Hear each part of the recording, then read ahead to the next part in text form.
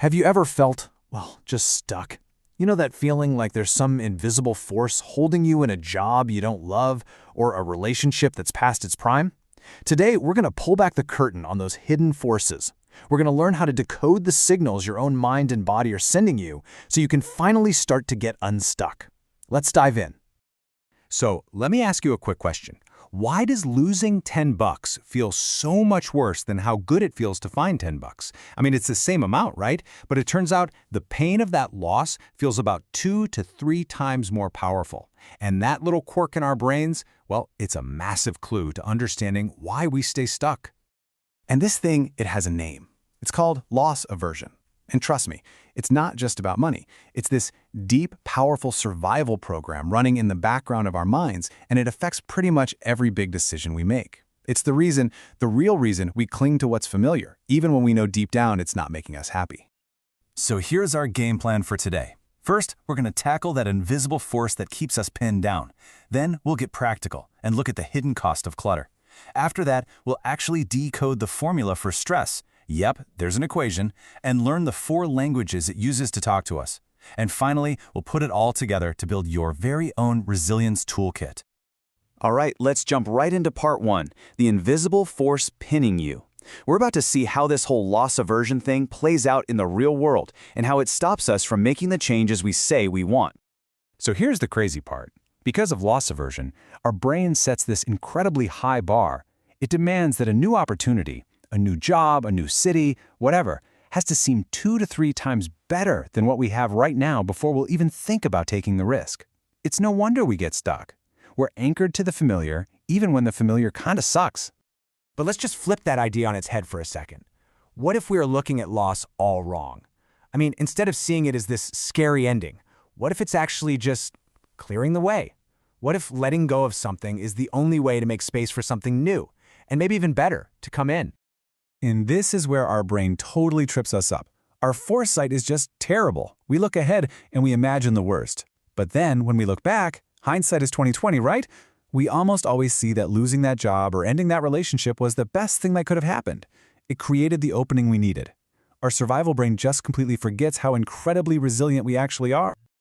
Okay, so we've talked about this big, invisible fear of loss. Now let's bring it down to earth and look at how it shows up in a really tangible way, in the actual physical clutter we keep all around us. The author of our source material tells this great story about his wife. When she first saw his place, she told him this straight up.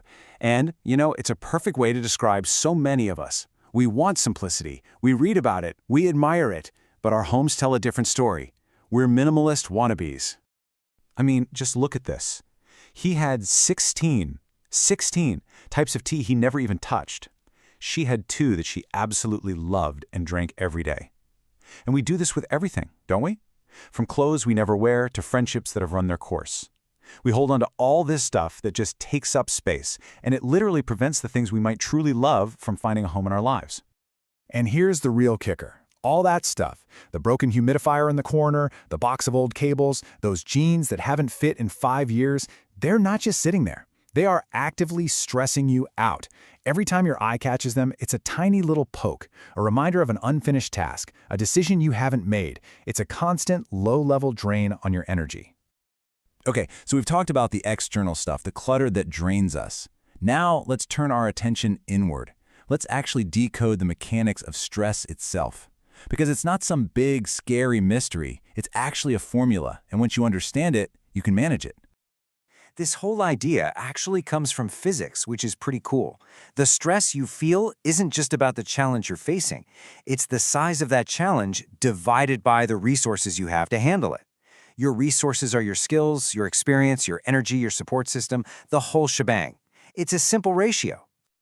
And this explains everything, right? It's why the exact same challenge, like a tough deadline at work, can cause one person to totally melt down, while another person just takes it in stride.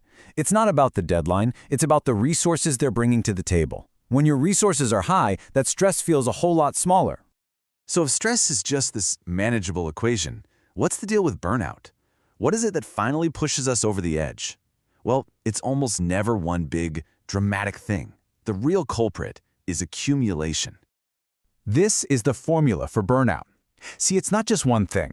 It's the sheer number of things stressing you out, multiplied by how intense they are, multiplied by how long they've been going on, and how often they pop up. It's the daily commute, the bills, the leaky faucet, it's all of it, just piling on top of each other, day after day. And that's exactly why we end up snapping over something that seems totally tiny and insignificant. That comment from your friend isn't the real problem. It's just the very last straw. It's the one tiny little thing that gets added after 400 other stressors have already been piled onto your back. And that's when you break.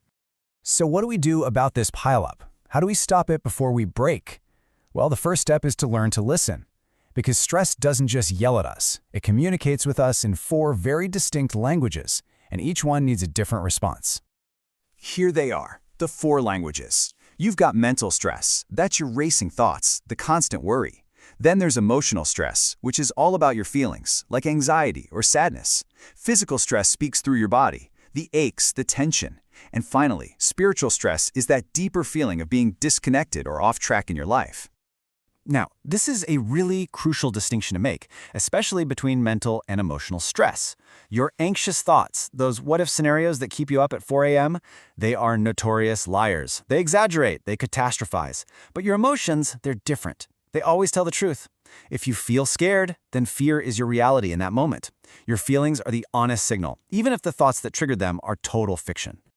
Physical stress is usually the one we notice first, but it's also the one we're quickest to ignore. Think about it. Your body is like a luxury car. It's designed to run smoothly. So when it starts making weird noises, headaches, a knot in your stomach, a sore back, that's a warning light on the dashboard. It's a signal. The first step is just to stop, take a breath, do a quick mental scan from your head to your toes, and just gently ask yourself, hey, what's going on in here?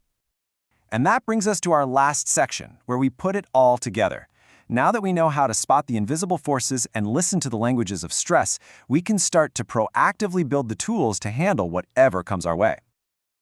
If you take away one thing today, please let it be this. Our brains, with that built-in loss aversion, are programmed to focus on the worst-case scenario. They consistently, massively underestimate our own strength.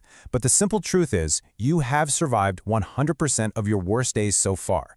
You are so much more resilient than you give yourself credit for. Look, by understanding that fear of loss, by clearing out the clutter, by knowing your personal stress equation, and by learning to hear what your mind and body are telling you, you can make a huge shift. You can go from being reactive to being proactive. You stop being a victim of your circumstances, and you start becoming the architect of your own well-being. Your mind and body are talking to you constantly. The only question left is, are you ready to learn their language?